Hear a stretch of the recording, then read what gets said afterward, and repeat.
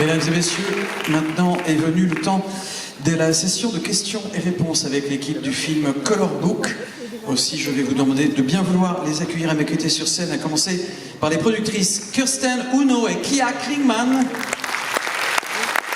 le comédien Will Catlett et le réalisateur David Fortune.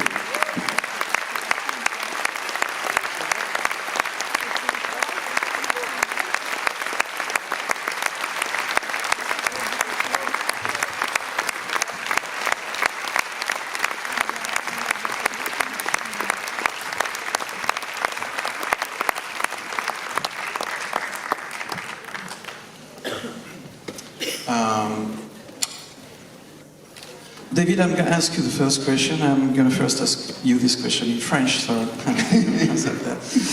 David, comment est-ce que vous êtes informé sur la réalité de la vie quotidienne et des défis que doivent relever aujourd'hui aux États-Unis les parents qui élèvent des enfants atteints du syndrome de Down et de surcroît les familles monoparentales? How did you find out about the reality of everyday life and the challenges faced by parents raising children with Down syndrome in the United States today, especially by single-parent families? So it really started by having honest conversations with those parents. I always knew I wanted to make a father and son story, but it wasn't until I actually spoke to parents who was raising children who had Down syndrome and other forms of disabilities that I felt like this was a story that I needed to make and not just something I wanted to make. And engaging with those parents and hearing their pains, their struggles, but also their joys. Recognizing that their children isn't to be pushed away, but to be accepted, was something I recognized in those conversations and what I wanted to ingest in the film.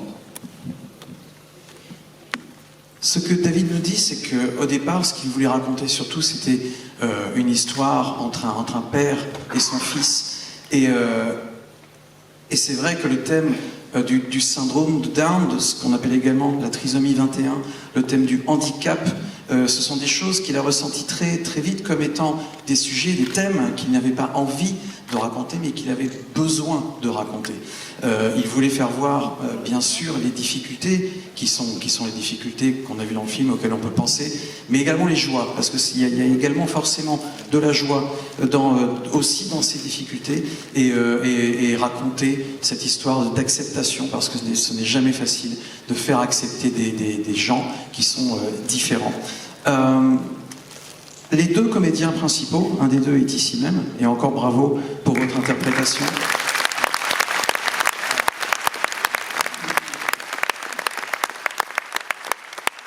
Les deux comédiens principaux, William Catlett et Jeremiah Dines, sont formidables et la relation fonctionne parfaitement à l'écran.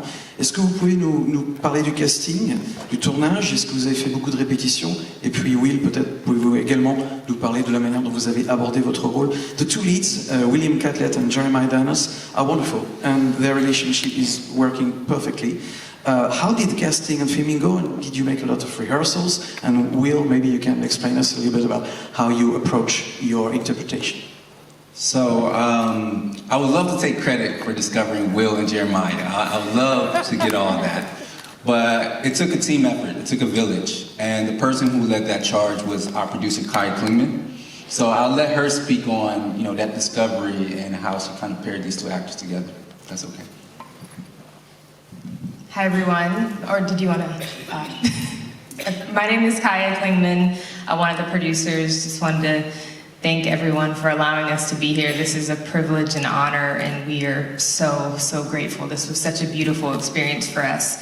Casting is one of my favorite things to do with making a film, and I'd like to say that we found Will and Jeremiah by divine intervention.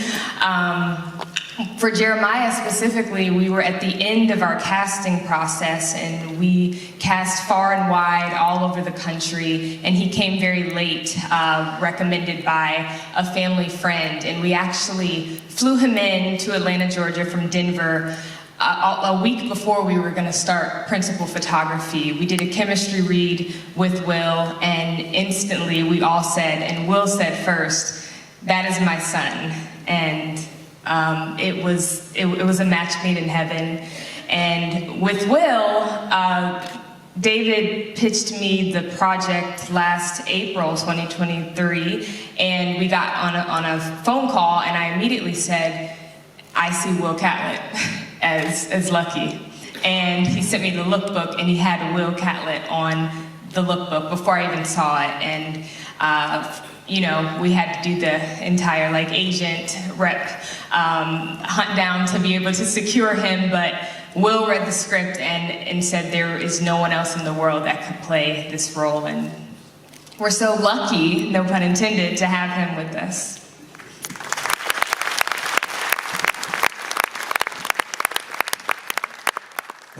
Alors le réalisateur nous dit qu'il adorerait dire que tout ça c'est grâce à lui, c'est des cadeaux. Mais en fait non, c'est comme il le dit, c'est en tout cas une phrase qu'on dit beaucoup aux États-Unis. Pour ceux qui ne la connaissent pas, faire un film, c'est un effort d'un village tout entier. C'est pas un effort simplement d'une personne, mais de beaucoup de gens. Et en l'occurrence, pour cette alchimie, pour ce casting incroyable de ces deux personnages principaux, il nous dit que tout le mérite revient à Kia Klingman, qui est juste ici avec nous, productrice du film, et qui s'est occupée également du casting de Will, qui a trouvé Will et Jeremiah. Pour Jeremiah, en fait, ils sont allés voir des enfants vraiment partout dans le pays, et ça a été long. Ils ont vu beaucoup de gens, et ils ont trouvé Jeremiah vers la fin du processus de casting. C'était, en fait, ils l'ont trouvé une semaine avant que le tournage ne commence. Ça a vraiment été à la toute fin. Et en fait, c'est un ami qui a recommandé Jeremiah, et ils sont allés à Denver, ils l'ont rencontré, ils ont discuté, et ils ont décidé de faire ce qu'on appelle un chemistry. What is the name of the process? Chemistry? Yeah, chemistry reading, thank you. Donc une lecture pour voir s'il y avait une chimie, un lien, quelque chose qui pouvait se passer, où on pouvait voir que le lien pouvait être là, le lien affectif. Et le lien a été là tout de suite, parce que Will a dit lui-même, après avoir discuté quelques instants avec Jeremiah, il a dit voilà, lui, c'est mon fils. Donc à partir de là, on savait que c'était lui. Et en ce qui concerne Will, eh bien en avril 2023, Kia a été donc mise au courant du projet, et dès qu'elle a été mise au courant du projet, dès qu'elle a eu le premier coup de téléphone avec David, elle a pensé immédiatement, je vois Will Catlett dans ce rôle-là, et Will Catlett, il a été mis dans le lookbook en fait dès le départ. Dès le départ, c'était lui, voilà, c'était tout simplement lui. Alors après, évidemment, il a fallu appeler les agents, faire des rendez-vous, etc. Mais tout ça s'est fait assez facilement et assez naturellement. Alors, c'est peu fréquent de voir des films, enfin là en l'occurrence c'est un tout petit peu plus fréquent cette année, mais ça reste assez peu fréquent de voir des films en noir et blanc. Aujourd'hui, c'est dommage, parce que comme c'est le cas avec celui-ci, l'image est absolument splendide, et il y a beaucoup de moments où on pourrait presque faire un arrêt sur image et mettre le résultat dans un cadre. Pourquoi est-ce que vous avez choisi de faire le film en noir et blanc? Le noir et blanc crée quand même une distance, donc pourquoi ce choix? Et comment est-ce que vous avez travaillé avec le chef opérateur Nicolas Sommerer? It's not often that you see films in black and white nowadays, maybe a little bit more in this section, but well, it's not often still. And that's a shame, because the image is absolutely stunning, and very often you feel like you can make a pose and just put it in a frame, right? But at the same time, it creates a distance. So why is this choice? Why did you decide to make it in black and white? And tell us a little bit more about your collaboration with Nicolas Sommerer. Yes, so before I wrote a word to the screenplay, I knew that black and white was something I wanted to present. And because when I was like watching the film in my head as I was like developing the outline, I recognized black and white builds an intimacy and connection between people. And for me, it wasn't a stylistic choice, it was a story one. I wanted to make sure that we felt close and connected to these characters of Jeremiah and Will, simply because black and white, you're not seeing the world, you're just seeing what's in front of you. You're not seeing the red car or the yellow sign, you're just seeing two people and their connection. And black and white enhances that. And as far as even the photographic framing, I wanted to also take a step back and observe these characters live through life. Because I didn't want you to love them or like them or hate them, I just want you to experience them. And just by stepping back and watching them interact in a wide shot as if it's a photograph, we could just see these people as they are, not what they're trying to be. And that was my focus, going with black and white and also shooting a lot of wide shots. And in regards to my relationship with Nicolas Sommerer, Me and Kristen did a worldwide search. And I'll pass it along to her so she can explain, you know, her journey in finding Nicholas, because she was largely responsible for that. I must have searched for over 150 cinematographers, easily. Because I wanted someone who could handle this story with care, but also a sense of maturity. And with Nicholas Summer, Kristen came up to me and was just like, hey David, we got another list of cinematographers. I think you might like a few of them. But she was really hinting at Nicholas. And once I saw his previous work, I knew he was the one. But there was a challenge that Kristen would get to. But we only really had a week of prep. We didn't have 3 months, 4 months to prep. We only had a week, just 1 week. And, you know, Nicholas, he understood the vision. And again, he was experienced to execute it. But that was, you know, my experience working with Nick. And, you know, he understood what I was trying to get to, and he laid it out clearly for everyone to digest. Yeah, thank you. David nous dit que lorsqu'il a commencé à réfléchir au film, donc bien avant que le film n'existe, il avait déjà en tête l'idée de le faire en noir et blanc. Pourquoi? Il nous dit que ce n'est pas une question de style, il ne voulait pas particulièrement que ce soit noir et blanc pour la beauté du noir et blanc, mais parce que le noir et blanc, en ce qui le concerne, il pense que c'est un médium,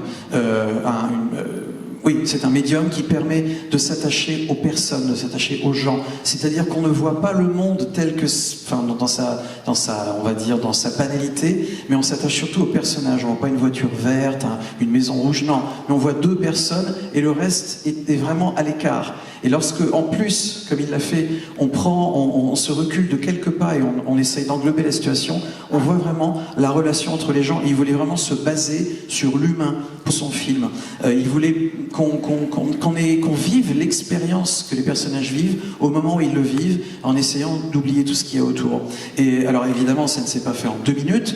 Ils ont cherché ils ont été voir plus de 150 directeurs de la photographie avant de trouver le bon qui par ailleurs, d'ailleurs, a encore une fois été apporté un peu sur un plateau grâce à Kia ici présente.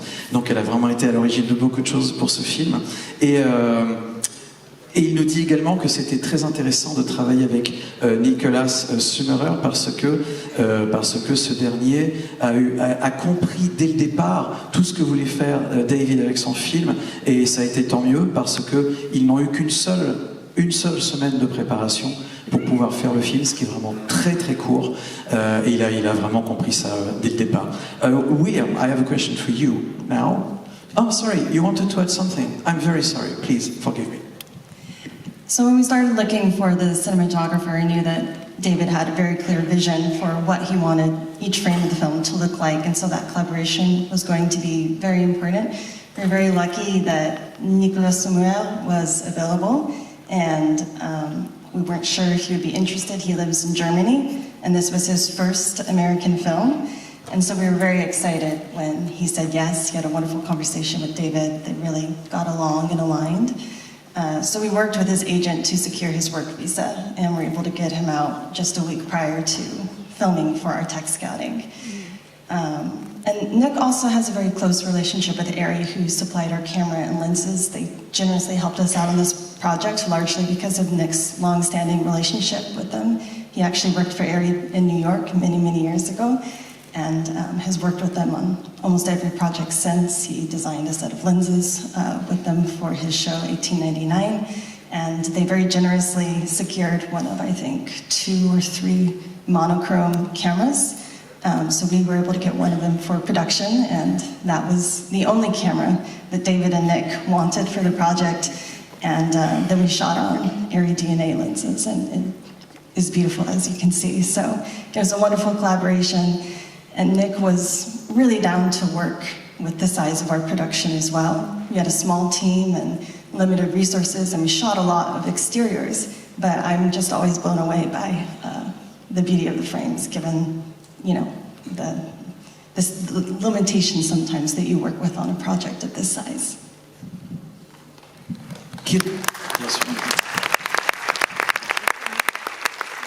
Kirsten Uno précise quant à elle qu'en fait ils ont eu beaucoup de chance parce que lorsqu'ils ont décidé de travailler avec Nikolaus, ils avaient déjà cette chance énorme, c'était que Nikolaus, qui travaille beaucoup, particulièrement à l'étranger, était disponible. Il était disponible, mais il était disponible pas aux États-Unis, parce qu'aux États-Unis, c'était la première fois qu'il travaillait sur un film américain aux États-Unis.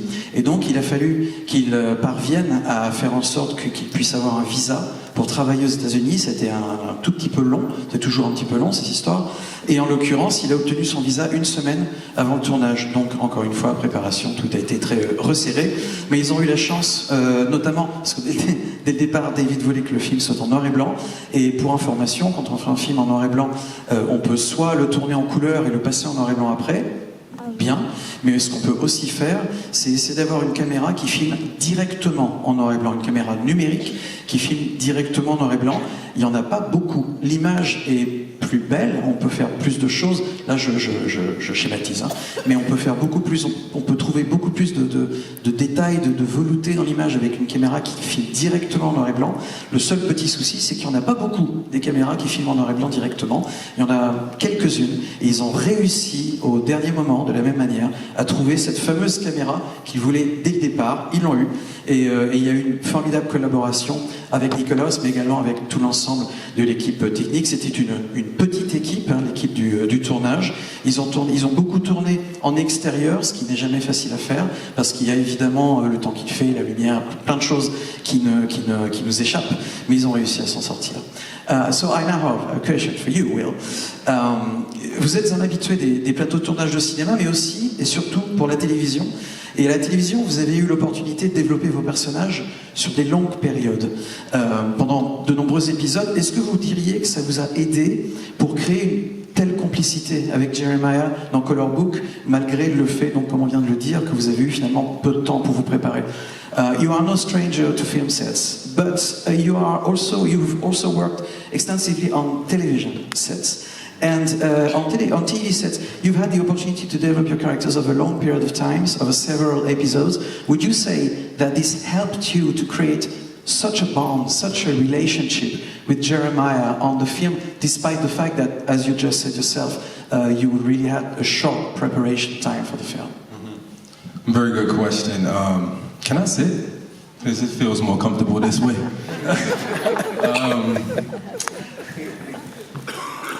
The transition from television to film, I've been lucky to shoot a lot of television that is shot like films. And what I loved about what David did with myself and Jeremiah, when you guys were speaking about picture frames, and when you look at a picture, it tells about 1,000 words, and it's up to the interpretation of the viewer. So being in there with Jeremiah, and I've worked with a lot of kids, it was just seeing him for who he is and not seeing him through the lens of his condition. And from there, Will, not just Lucky, fell in love with Jeremiah. And I really enjoyed for seeing this film the second time is that you see how parents struggle and with emotion, and you take that ride.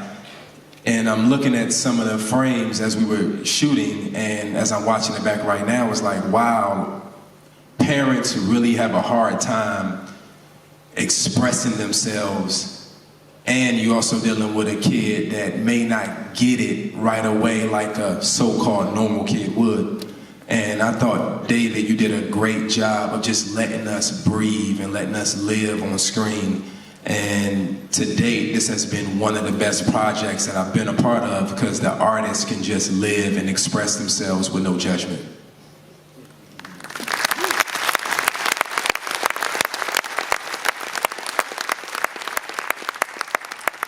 La question est intéressante, mais plus que la transition entre le travail à la télévision et le travail sur un film, pour moi, ce qui était important, c'était ce dont on a parlé il y a quelques instants, le fait qu'on pouvait faire une pause pratiquement à chaque moment et mettre le résultat dans un cadre. Parce que pour Will, une image, ça peut vraiment dire plus que 1000 mots, que 1000 pages. Et Aujourd'hui, il a vu le film. Il n'a pas vu le film très souvent. Hein. C'était la deuxième. It's the second time you saw the film today, right? Yes. Yes. C'est la deuxième fois qu'il voit le film aujourd'hui. Et de le voir, de le revoir. Aujourd'hui, il a vraiment encore découvert des choses qu'il n'avait pas vues sur ce grand écran avec ces belles images, ces détails. Il a vu surtout la beauté qu'il y avait encore une fois dans le combat de tous les jours, le combat quotidien des parents au sens large du terme, des parents qui ont des enfants qui sont handicapés, mais également des enfants entre gros guillemets normaux, des enfants qui vont bien. C'est un combat de tous les jours et ce combat a été parfaitement mis en image dans ce film-là. Et en ce qui le concerne, voir cet enfant, c'est le voir pour qui il est vraiment, au-delà de toutes les embûches qui peuvent exister entre nous et ces enfants qui sont différents. Et il est vraiment tombé amoureux de cet enfant très très vite. Et parfois, c'est pas évident de s'exprimer pour ces enfants, mais on y arrive maintenant. En ce qui le concerne, c'est encore une fois, il l'a vu donc pour la deuxième fois, et vraiment avec le recul aujourd'hui, il voit ce film, et en ce qui concerne, c'est vraiment le plus beau projet, le meilleur projet dans lequel il ait participé jusqu'à maintenant.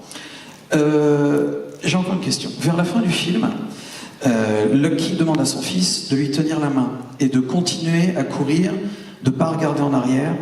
Est-ce que c'est là le message du film? Est-ce que c'est la métaphore du père qui promet à son enfant que tout ira bien, qu'il faut juste y aller et pas regarder en arrière? Towards the end of the film, Lucky asks his son to hold his hand and to keep running, not to look behind. Is this the message of the film? Is this the metaphor of a father who promises his child healing at the end of the road? So, I didn't intend that scene to be a metaphor of anything. Really, I just wanted Lucky to express through those words. Okay. My intention wasn't to create a metaphor with that scene. My main focus was, in those words, that was Lucky telling his son how much he loves him and how much he's going to carry them forward. And that was, I didn't want to say specifically with that dialogue, but for me, that was the undertone story within that. But it wasn't to try to create a larger theme. It was just a more intimate connection that he was having with his son. And I do want to give credit to Will for that scene because he did a lot of improvising in that moment. And that's one thing I try to give my actors is that space to find the scene for what they feel like it is true to them. And Will carried that moment, added some additional dialogue that really pushed the I love you, I care about you, and I'm going to take you forward without saying it directly. C'était pas exactement la métaphore, nous dit David, que j'avais en tête. C'était pas ça que je voulais exprimer, mais c'est vrai que tout finalement se rejoint. Pour moi, ce que je voulais faire dans cette séquence, nous dit-il, c'était faire voir vraiment à quel point Will, malgré toutes les embûches, encore une fois, malgré tout ce qui peut se passer, il est vraiment là. Et pour lui, c'est vraiment important, tout ce qui est en train de se passer, ce combat du quotidien.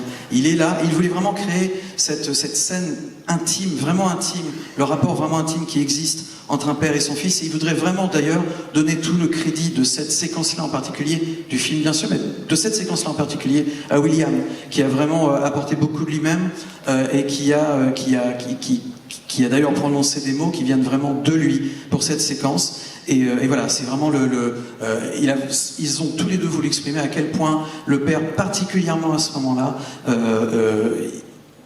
c'est dingue, je n'arrive pas à traduire le mot to care. C'est fou ça. I'm sorry, I'm so tired, I can't translate one word. What is wrong with me? No, you're good. Mais je pense que tout le monde a compris. Et de toute façon, malheureusement, ce Q&A est maintenant terminé. Mesdames et messieurs, merci d'applaudir bien fort l'équipe.